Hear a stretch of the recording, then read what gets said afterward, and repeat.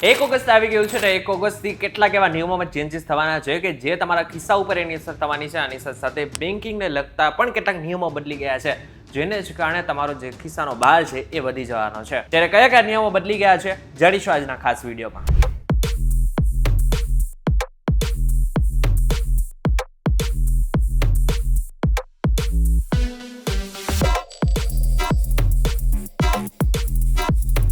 નમસ્કાર, welcome back Fox TV Digital ઉપર તમે જોઈ રહ્યા છો ડેલી ડોઝ અને હું છું આપનો દોસ્ત કારેન ચૌધરા. સૌથી પહેલો જે ચેન્જ 1 ઓગસ્ટથી આવવાનો છે એ યુપીઆઈ ને લઈને છે. આપણે યુપીઆઈ નો ઉપયોગ આજકાલ બધી જ જગ્યાએ ઉપર કરીએ છીએ. ચાની ટપરી ઉપર પણ આપણે આજકાલ યુપીઆઈ નો ઉપયોગ કરીએ છીએ. પરંતુ હવે યુપીઆઈ ને લઈને એક જે નિયમ છે એ 1 ઓગસ્ટથી લાગુ થઈ જવાનો છે. એ નિયમ એ છે કે તમે હવે ગૂગલ પે, પેટીએમ કે પછી જેટલી પણ એપ્લિકેશન છે એના ઉપર માત્ર દિવસના 50 વખત જ તમે તમારું બેંક બેલેન્સ ચેક કરી શકવાના છો. આમ તો જો કે સામાન્ય રીતે કોઈ પણ વ્યક્તિઓ 50 વખત સુધી તો કોઈ પણ પ્રકારનું બેંક બેલેન્સ ચેક નથી કરતા હોતા, પરંતુ આ જે નિયમ છે એ ખાસ એટલા માટે માનવામાં આવી રહ્યો છે કારણ કે આનાથી ટ્રાન્ઝેક્શનની જેટલી પણ લિમિટ છે એ પણ ઘટી જશે. અને આની સાથે સાથે મહત્વનું છે કે બેંકને લઈને જેટલા પણ કામકાજો છે, ઇન્ટરનેટને લઈને જેટલા પણ કામો છે, એમાં જો અડચણ આવતી હશે ને તો આ એને ઓછું કરવામાં મદદ કરશે. આની સાથે સાથે યુપીઆઈમાં બીજો ચેન્જીસ આવી ગયો છે કે ઓટો પે માટેનો જે ટાઈમ છે એને ફિક્સ કરી નાખવામાં આવ્યો છે. જેમ કે મ્યુચ્યુઅલ ફંડના એસઆઈપી કે ઓટીટી સબસ્ક્રિપ્શન હવે દિવસના ફક્ત 3 ટાઈમ સ્લોટમાં થશે.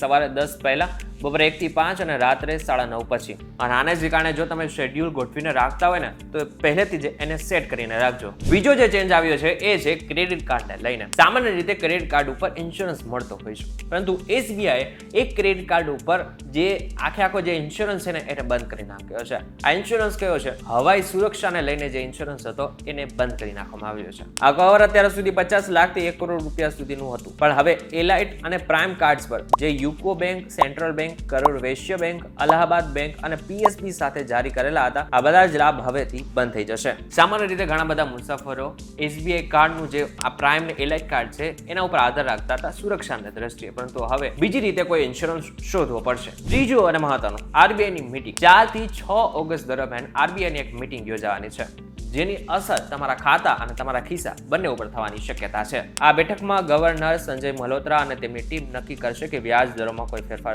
થવો જોઈએ કે નહીં. સામાન્ય રીતે આપણે બધાને ખબર હોય છે કે જો વ્યાજ દરો વધતા હોય છે ને તો ઈએમઆઈ વધી જતી હોય છે, અને જો ઘટતા હોય છે તો બચત ખાતામાં જેટલા પણ લોકો પૈસા મૂકતા હોય છે એને વ્યાજ ઓછું મળતું હોય છે. પરંતુ હવે આગળના સમયમાં ખબર પડશે કે તેઓ શું નિર્ણય લે છે. આની સાથે સાથે ઓગસ્ટ મહિનામાં ઘણી બધી બેંકની રજાઓ પણ આવી રહી છે કે જેને લઈને તમારે થોડુંક સાવધાન રહેવું પડશે. તમારે જો બેંકના ટ્રાન્ઝેક્શન કરવા હશે, બેંકમાં જઈને જેટલા પણ ટ્રાન્ઝેક્શન થતા હોય છે એમાં થોડું ધ્યાન રાખવું પડશે, કારણ કે ઓગસ્ટ મહિનો ચાલી રહ્યો છે અને ઓગસ્ટ મહિનામાં ઘણી બધી રજાઓ આવશે. જેમ કે શરૂઆતમાં જોઈએ તો રક્ષાબંધન, આ બાદ જન્માષ્ટમી, 15મી ઓગસ્ટ અને એની સાથે સાથે ગણેશ ચતુર્થી જેવી મોટી રજાઓ આવવાની છે. એટલા માટે થઈને જો તમારું બેંકનું કામકાજ બેંકમાં જઈને થવાનું હોય તો પહેલેથી જ આ બધી જ જેટલી પણ રજાઓ છે એને ધ્યાનમાં લઈને જજો. આ સાથે બીજો અને ચોથા શનિ રવિ પણ રજા હોય છે, એટલા માટે થઈને આ ખાસ ધ્યાનમાં રાખજો. છેલ્લો જે ચેન્જ થવા જઈ રહ્યો છે એ છે કે તમારી જે એર ટિકિટ છે એ મોંઘી થઈ શકે છે. 1 ઓગસ્ટથી એર ટર્બાઇન ફ્યુઅલ એટલે કે એટીએફ ના ભાવમાં ફેરફાર થઈ શકે છે. જો ભાવ વધશે તો હવાઈ ટિકિટ મોંઘી થશે અને જો ઘટશે તો મુસાફરી સસ્તી થઈ શકે છે. તો આ કેટલાક ચેન્જીસ હતા કે જે તમારે